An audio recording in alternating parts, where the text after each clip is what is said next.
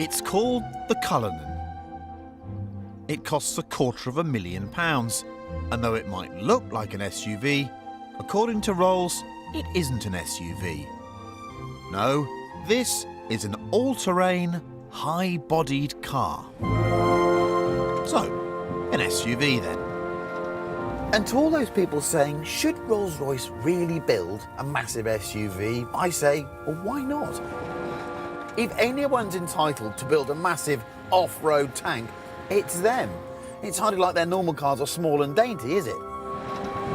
Furthermore, 100 years ago, Rolls' entire best car in the world image was based on building off-road vehicles because there were no roads. Just ask Lawrence of Arabia. And the Cullinan is a proper off-roader. It's got four-wheel drive, it'll wade through 1/2 metre of water, it'll realistically go anywhere you'd expect your £250,000 off-roader to go. But let's face it, the Cullinan owner isn't going to do any of that. They're going to drive around on road from this very high driving position, wondering why everyone else looks a bit poor.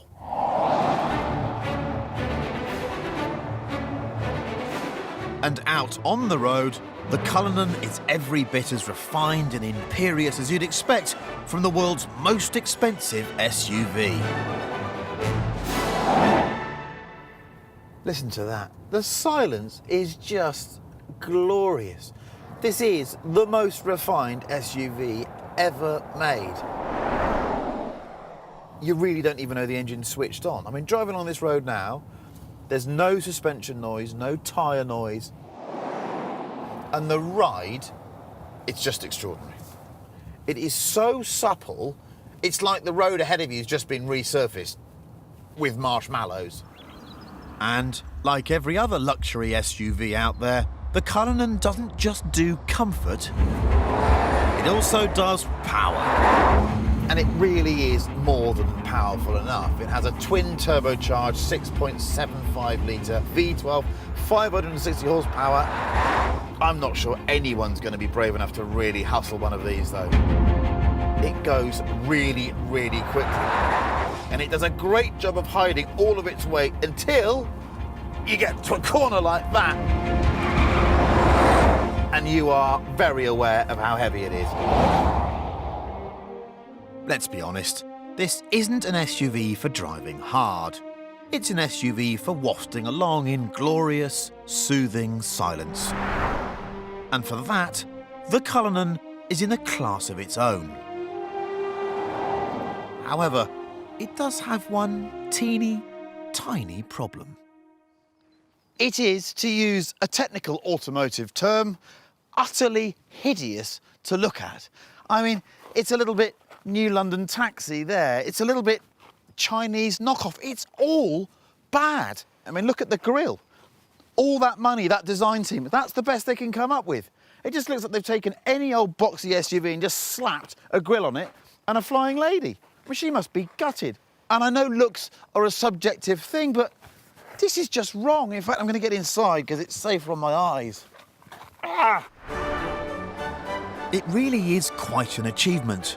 Rolls has somehow managed to build a £250,000 car that turns heads for all the wrong reasons.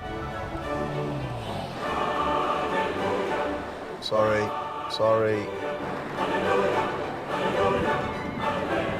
It's not my car.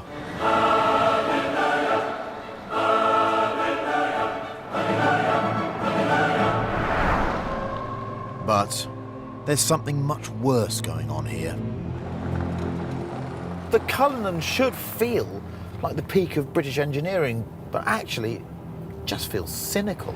It doesn't feel like it was created through passion or love or innovation. It just feels like it was created to make money. Raw greed. Because let's face it, there are too many rich people on this planet for this tasteless car not to exist. I'm an apologist for the motor car. Fast, big, inefficient. I'll defend them because I love cars, I'm passionate about them. But I cannot construct a defence for this car. I'm in the flag bearer for British engineering, a Rolls Royce. And I'm ashamed to be in it.